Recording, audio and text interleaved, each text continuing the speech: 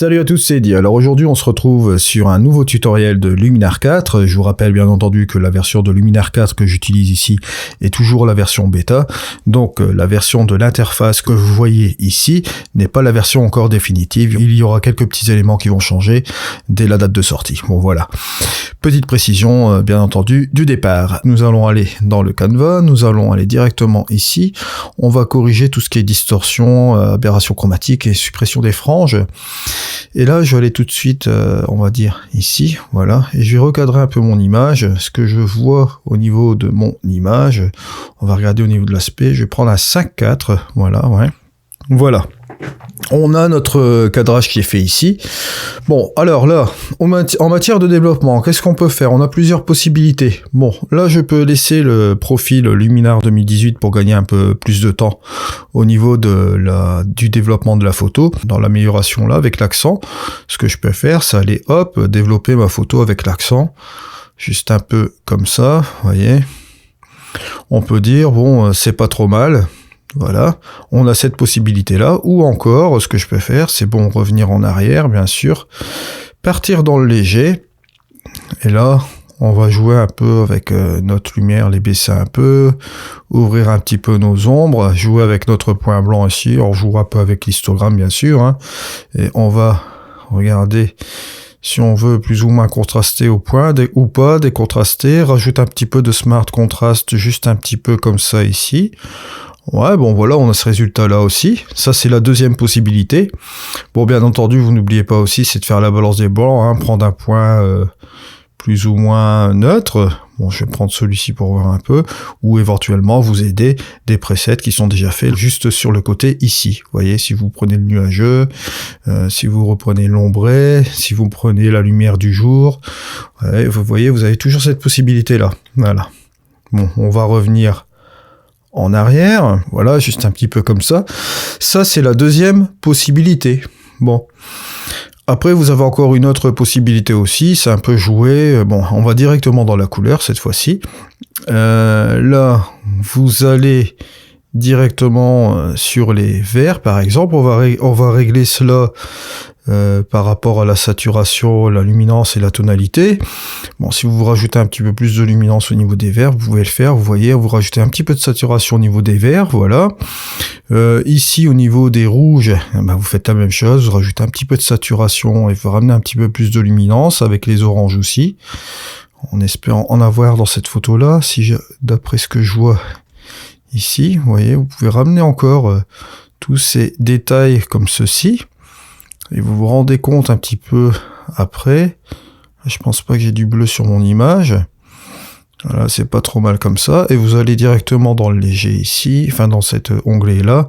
On va monter un petit peu l'exposition. Vous voyez, par rapport à avant, hop, on a rajouté un petit peu de pops au niveau de l'image, c'est aussi développé comme ça, vous voyez. Donc vous avez plusieurs possibilités dans Luminar 4. Bon, vous voyez, je vous ai montré un petit peu l'accent, je vous ai montré ici la version la plus traditionnelle en jouant avec les hautes lumières, les ombres, le point blanc, le point noir. Et vous avez aussi la possibilité de jouer avec le HSL et de revenir un petit peu là-dessus, de monter un peu l'exposition. Voilà. Ça, c'est un petit peu le basique, la base du développement un petit peu d'une photo, on va dire, plus ou moins traditionnelle. Je vais revenir un peu en arrière avec les couleurs. Voilà. Ensuite, ce que je peux faire aussi là, c'est de partir sur un mode profil, on va dire plat. Bon, ici, voilà. Ça aplatissait l'image, voilà. Juste comme ça, je reprends le profil de ma caméra où j'avais pris cette photo. Et vous voyez, quand vous prenez le caméra plat, hop, vous retrouvez un peu l'histogramme que vous aviez derrière la caméra. Voilà. Ça, petit aparté aussi, vous voyez, je suis revenu sur le caméra plat. Moi, derrière mon appareil photo, comme je vous ai dit la dernière fois, j'ai une représentation JPEG du profil en caméra plat, et ça me donne cette représentation à peu près fidèle de celle-ci que vous retrouvez ici. Donc vous voyez, vous retrouvez un petit peu l'exposition aussi, c'est ce que je vous ai dit la dernière fois. Bon, luminaire par défaut, elle paraît un petit peu plus sombre, un petit peu plus contrastée aussi comme ceci, mais en flat, on retrouve un petit peu plus de luminosité. Bon, bien sûr, faut revenir un petit peu sur l'exposition. Je ne dis pas, elle est toujours un petit peu sous-exposée, vous voyez, il faut la ramener un petit peu, on va dire, peut-être comme ceci, ça peut être bien. Par exemple, ici, au niveau des hautes lumières, vous allez pouvoir aller plus, et des ombres, par exemple, plus loin au niveau du curseur. Ça va être un peu plus souple au niveau de votre curseur, vous voyez. Vous allez être moins embêté parce que si vous prenez par exemple, bon, je reprends le profil ici, luminaire par défaut, ne vous inquiétez pas, soyez pas perturbé qu'il soit dans l'onglet couleur, il va passer dans le premier onglet, comme à son habitude avant dans Luminaire Flex, etc. C'est la version bêta, je vous le rappelle. Donc ici, si je reprends le Luminaire 2018, si je descends ici au niveau de mes couleurs, vous voyez, et je monte au niveau de mes ombres, là ça va être un petit peu plus violent par rapport au profil plat. Si je retourne un petit peu dans le couleur et que dans la couleur je prends ma version flat, voilà, vous voyez que c'est un petit peu plus doux. Et donc en effet, si je monte encore davantage là-dessus, comme c'est un profil plat, on va pouvoir aller beaucoup plus loin au niveau de l'image et on va pouvoir faire nos dosages, on va dire un petit peu plus fins, voilà. Si vous vous estimez heureux de prendre le Luminaire 2018 avec un profil qui est déjà un petit peu plus contrasté, gagner un petit peu plus de temps, jouer avec l'accent et passer moins de temps au niveau du développement, ça c'est votre choix, vous pouvez le faire, ça va tout seul. Si vous décidez de prendre le profil plus plat, passer un petit peu plus de temps au niveau du développement, pareil, c'est un choix personnel aussi. Au niveau du profil plat, vous avez la possibilité d'aller encore plus loin au niveau de la créativité. Ça vous donne un petit peu plus de marge, voilà, au niveau de votre post-production. Donc ça, c'est très bien aussi. Cela dépend dans quelle dimension vous voulez partir au niveau de votre développement. Voilà. Ça, c'est ainsi fait comme ça. Donc, ici, c'était la petite parenthèse niveau développement Luminaire 4. Je vous ai montré par ici comment on pouvait jouer avec un développement traditionnel. Maintenant, autre chose aussi, pendant que je suis dans le tuto là, bon là on va revenir, en arrière, on va remettre un petit peu les curseurs comme il se doit. Je vais repartir avec le luminaire par défaut, voilà, ce qui est très bien comme ça. On va aller... Par exemple, ici, on va prendre cette courbe. Bon, bah, la courbe, on peut en faire ce qu'on a envie de faire aussi. On peut mettre parfaitement un point ici.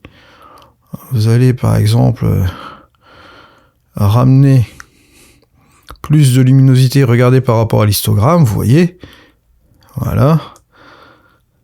Vous allez rebalancer votre histogramme ici comme ceci, vous voyez, vous ramenez l'exposition, il n'y a aucun souci. Si vous voulez contraster un petit peu plus votre image, eh ben, il suffit de prendre un point, on va dire, milieu, on va dire, dans ce niveau-là, pas vraiment le point noir, mais plutôt ici, entre, on va dire, dans la zone, juste ici, au niveau de la zone des ombres, vous voyez, vous avez la possibilité aussi de contraster. Ça reste aussi une possibilité, regardez par rapport au avant, hop, voilà, on a ramené quelques détails.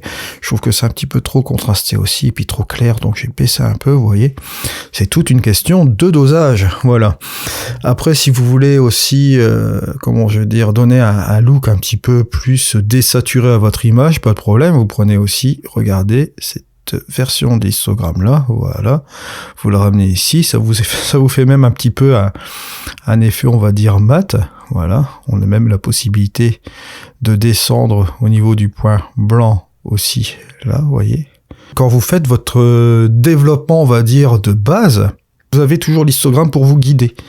Voilà, ici, comme vous voyez là, vous allez jouer sur votre point noir, vous voyez. Plus vous allez le lever, plus vous allez le ramener dans les tons moyens. Donc, ton moyen, ici, hein, juste ici. Là, la même chose. Voilà. Et votre image va, ici, dans cet exemple-là, va apparaître un petit peu plus vraiment très très plate à l'extrême, et vous allez avoir un effet délavé aussi au niveau de votre image. Vous allez avoir même un effet avec un petit voile comme ça, parce que vous n'aurez plus du tout de contraste, voilà. Après, on peut revenir aussi à l'origine comme ça, voilà. Vous pouvez même faire l'inverse, là c'est... Là, on va dire que c'est complètement l'inverse. Si vous voulez contraster à fond l'image, mais là, ça vous donne un look, vous voyez, image, là. Hein. Ça, c'est vraiment, c'est même plus photo, c'est image. Voilà. Donc, vous voyez un petit peu toutes les possibilités que vous avez ici dans Luminar pour faire un développement photo, quoi, on va dire. Voilà. Ça, je voulais en revenir là-dessus. C'était un petit rappel aussi au niveau développement, on va dire traditionnel, quoi. Hein. Vous voyez, vous avez plein de possibilités. C'est ça aussi que je voulais revenir au niveau des logiciels de post-production. Vous avez un chemin pour faire quelque chose, mais c'est pas parce que vous avez seulement ce chemin-là que vous pouvez pas utiliser un autre chemin. Il y a plusieurs raccourcis. On n'est pas limité à une seule technique. Je comprends très bien les gens qui préfèrent utiliser la version traditionnelle qui soit ici. Je comprends très bien aussi les gens qui préfèrent aller directement dans l'amélioration, aller plus vite avec ceci-là et utiliser le profil Luminar 2018 par défaut. Je comprends très bien aussi les gens qui veulent utiliser le profil plat et les courbes, etc. Donc, chacun sa technique. La finalité de la chose, c'est d'arriver au résultat que l'on veut.